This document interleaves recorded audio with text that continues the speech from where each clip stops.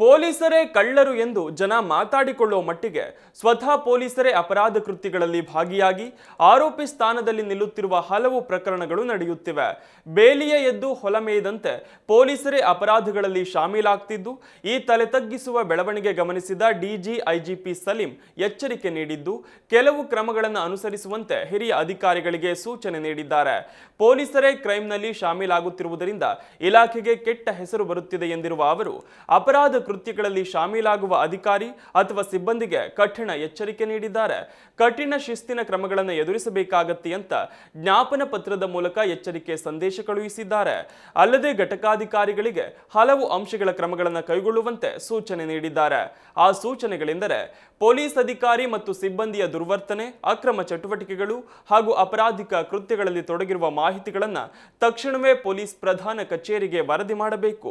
ನಿರ್ಲಕ್ಷ್ಯ ತೋರಿದರೆ ಇಲಾಖಾ ಶಿಸ್ತಿನ ಕ್ರಮಕ್ಕೆ ಗುರಿಪಡಿಸಲಾಗುವುದು.